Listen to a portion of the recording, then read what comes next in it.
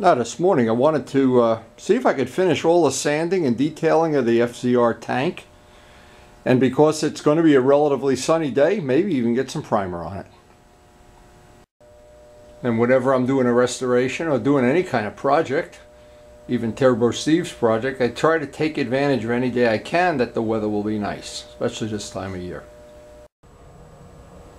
And to use a day like this effectively, what it means for me is I have to get up early, get my ducks in a row, get whatever I have to do prepped up before I lose the weather for the day, or before the weather's so unpredictable, before it starts raining or something.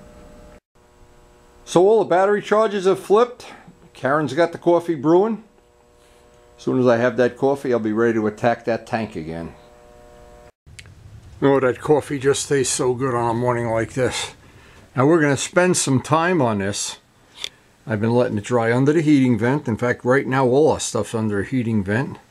And we expect the next couple days or so, Steve will have some breakaway time to do the back masking.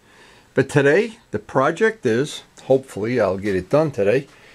Steve brought over yesterday and left some 400 Rhino wet sandpaper for us to using up on this job. We're just about out of the other stuff, so he made a nice contribution. Thank you, Steve. And what we're going to do is take this right now. This is basically the area I have to work on, is this joint. I think I'm going to make a special tool. I wasn't happy I had done that over and over and over, but I really want to get it as good as I can. Now luckily we have this tool that has pretty much this shape in it. But I'm going to look for a piece of tubing, because what happens, there's a little bit of a curve to it. And I just, well, as I try to mirror image one side to the other, I realize that right here I'm going to have a problem. So I'm going to try to make up a tool. Let's see if I can come up with something that's going to be, let me get that groove nice and straight. That's going to be a focal point of the motorcycle when the radar detector is on. But we ride all the time now with a radar detector. But if I go somewhere where I want to show off the bike, I can just take the radar. It's a magnetic tank bag. So I thought what I'd do is I'd show how, one of the ways, and of course there's a million ways to do everything in finishing. I can only share the way that I know works. This is just an ordinary steel rod you can buy in Lowe's, or you can find in a scrap yard, or actually you can find it anywhere. You just get a razor blade. And making up some of these custom tools, it gets to be a little bit of a labor of love, but when you see the result, a lot of times you go, whoa, that really worked out well. Now what I want to do with this, I want to make and I'm not so sure exactly until I actually try this, what the diameter is going to want to be. So I'm going to start with the diameter of the rod. And let me just show this. This is a really good trick, by the way. Because what we want to do, in fact, I'll do it. I guess I can't. I have to be able to get the rod over there. I can do it without even gluing. Now, normally I could put spray glue in here and make this a real exotic thing. I don't think I really even need to do that yet. Because what I want to try to do is, I don't have that much to do, but what I do have to do, I really want to get that edge just to where I'm happy with it.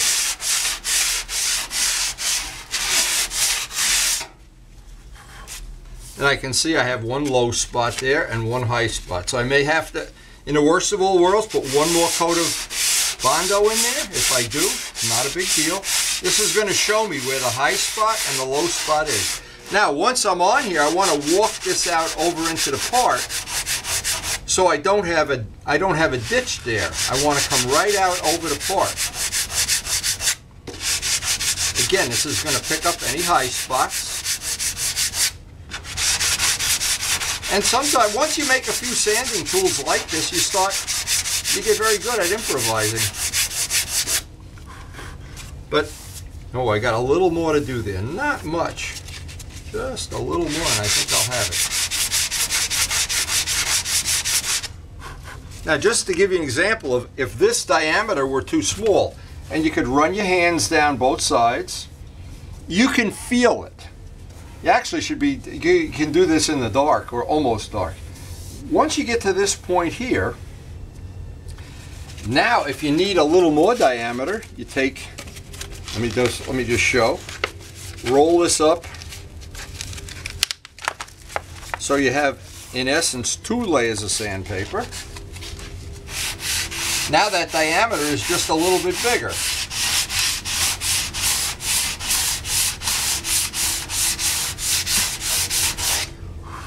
So once you know how to make this, actually, the Norton sandpaper, you can take the rod out sometimes and just get right in there. But my hand is telling me that we're close here, but no cigar. So what I'm going to do, because I really want to be fussy about this, I really do not want to compromise it. I'm going to mix up a little Bondo and put one more little coat in there. And while that's drying, I could be working some of these other areas, because we have the heat turned up in the house now. This will dry in 20 minutes, but I don't want to compromise it. I want it to really be as good as I can make it. Now, in the last week or so, I've gotten so comfortable using this material, I am really stoked about using this on all the future restorations that we're going to do. This is really some good quality stuff, and it does sand beautifully. Now, by feel, I can tell starting here to here, it's this area that I have to build up.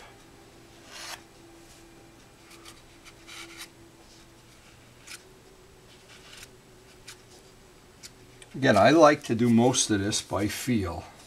Feel is, your hand is a lot more, it's hard to convince people of this, but your hand is a lot more sensitive than your eye is about picking up mistakes. I may have to take this outside and machine sand it. Nah, not really. I'm trying to avoid being outside. It's still below freezing this morning. But the sun is supposed to come out. It's supposed to be a nice day, so.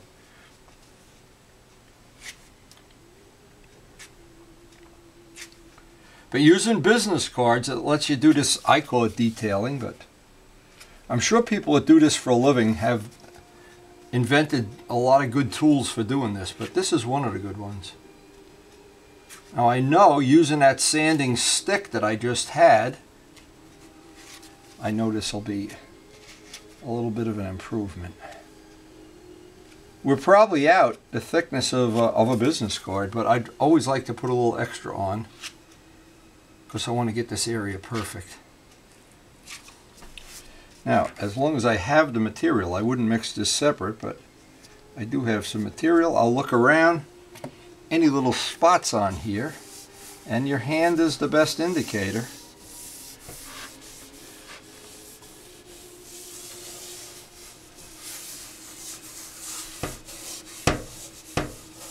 Actually, this looks really rough over here, but it's really not bad. Alright, so we'll let that dry up a little bit while I can sand the rest of this. While that's happening, I really would like to get this whole thing sanded. Now there's another point, I think if you understand this. Before I prime this, just before I prime it, I'll take that 400 Rhino wet and I'll sand the whole thing. Because this metal, they make fuel tanks out of what they call rust resistant steel. It is, but 30 years later really isn't that rust resistant. But all tanks, it's a good idea if you sand it and immediately prime it. Don't wait 3 days and don't leave it in a damp cellar or anything. Prime it right away. That is a great tip. Now luckily for us, this tank is relatively clean. Maybe we're just lucky. It has a repair joint already. Once I do all this body work, I really don't want to have any issues with the tank. I'd like it to be dead reliable until we restore it again, assuming we live that long. Now, one of the things I did right in the beginning of the job, I made the commitment to replacing as much of the hardware as possible. This is not a critical thing, I understand that. But when I'm priming this and working on it, I don't want to have paint go down into the threaded areas. And I know I have plenty of extra screws, so by putting in some 5mm screws, this will just make that I don't have paint in the threads. And the 2 little vents that are in this cap area, I'm wondering if I can even put a screw in there or just put a little piece of tape over it.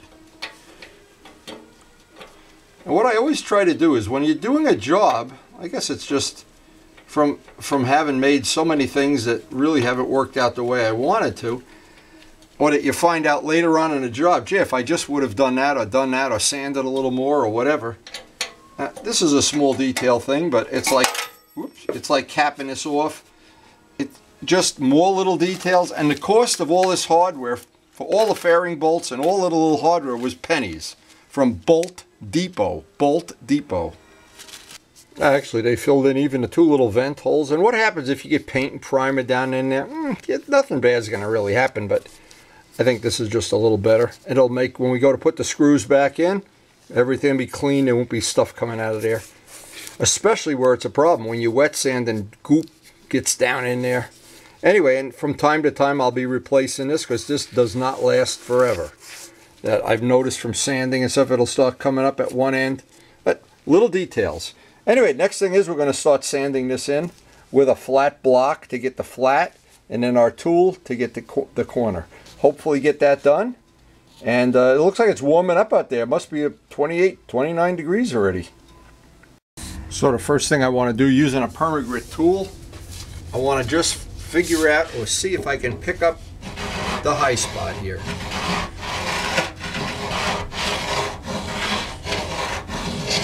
I'd like to do this all by hand if I possibly can. I want to pick this up this way too.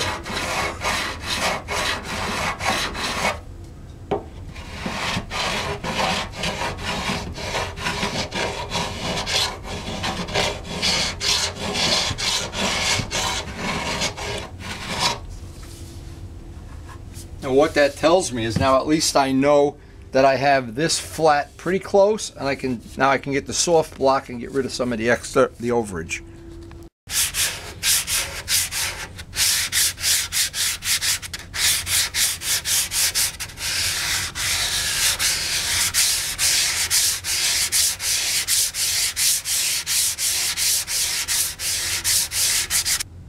One thing I really have to admit, that material cuts like butter. That is the best sanding Bondo ever. What I wanted to try to do, if I can, right down in that groove with my long tool.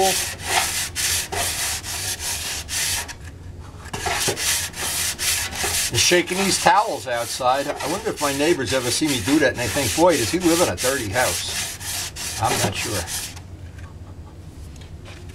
Little by little, this is how it picks up. Now what I do, I move the sandpaper over. Now I've got a brand new piece of sandpaper.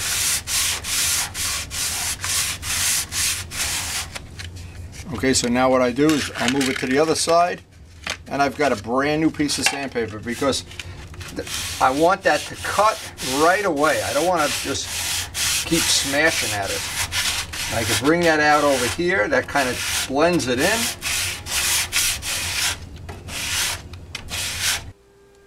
Now I'm ready to swap out the towel. I don't want to get too much dust in the house, of course.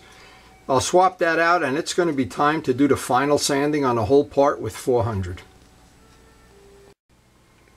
Now all the final sanding will be done with 400, Rhino Wet 400. And then we'll be ready for some primer. And actually the sun is out. I can't believe it. Haven't seen the sun in a few days, real sun. Now the idea here is to get rid of any oxidation that's still on there and any little final blend to the Bondo. I got a soft block. So 400 will leave just enough tooth that the primer should get a good tooth on it.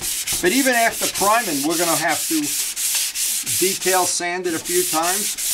Again, when you're looking for a super high quality finish, there's no substitute for just going over and over. Now I'm doing all the flat spots first. And all the curved areas, like in here, I'll just do a demonstration anyway. I have to get in here by hand. Actually, I see a couple little spots up here, a little dense, but they're going to fill in with primer. Or the deep scratches that have been in here from the original job.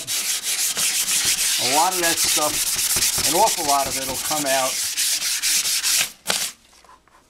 Primer, and then if we need a little bit of that red material, and I'm hoping we don't need any. Now we have gotten to a critical point. The sanding, and I know there's still flaws will have to be fixed, But the prep ball, this is an important step, is to get all the dust out of all the little microscopic cracks, because what I'm looking for is a really good bond to the primer that we're going to use is primer sealer. And you don't know if we're going to need how many sand outs, how many coats.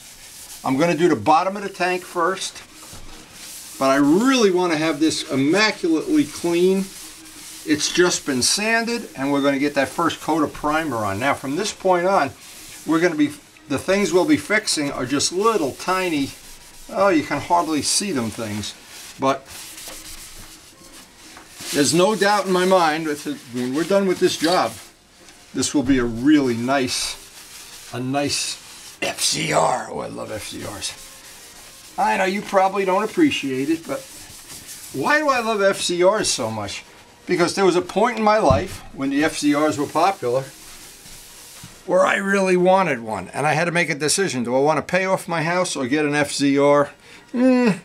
I think I made the wrong decision. I should have bought the FZR. Now in the past I've always used self-etching primer. I want to see, and this is basically a test, how this is going to work on raw metal that's just been sanded. Here's the other part of this, that if I wind up, let's say I have a fisheye or something that looks like contamination, while the primer is still wet, I'm going to wipe it with a paper towel, wait two minutes, and just re-primer over it. I've done that in the past with good results, getting rid of the fisheyes and contamination, because you never know where it's coming from. If you did, it wouldn't be there.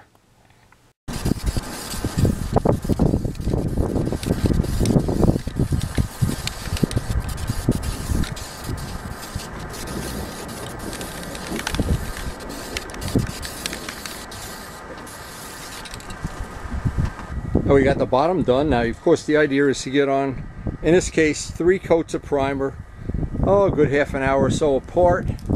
Light coats, not heavy coats.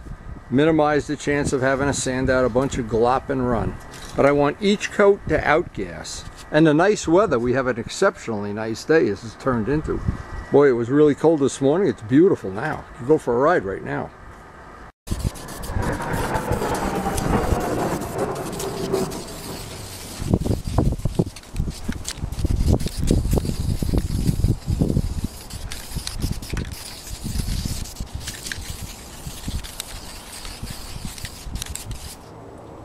Now that's the first coat, and again, I like to let each coat dry because we know there's going to be a lot of little areas to fill in. But what happens if you put a big giant thick glocky coat on, it seems like the dry time, it just goes through the moon, and you're sanding it and then you have chewing gum instead of nice dust that's coming off. Because we'd like to, and by the way, the longer this can dry, if we put this aside to dry overnight, sanding it'll be so easy. If we try to sand it an hour from now, 2 hours, oh God, and you use up another 100 sheets of sandpaper.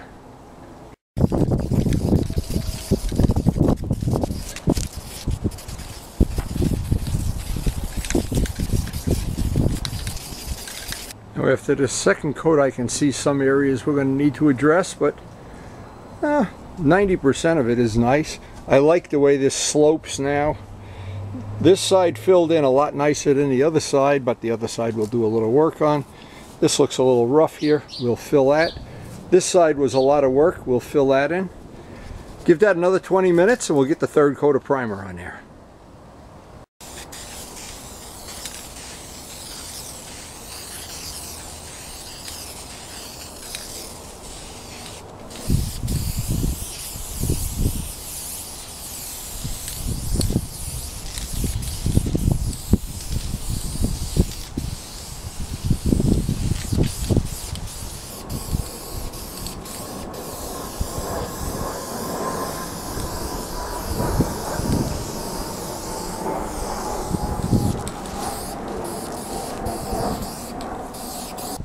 Well, I think that's going to be fine, and we're definitely going to let that sit overnight.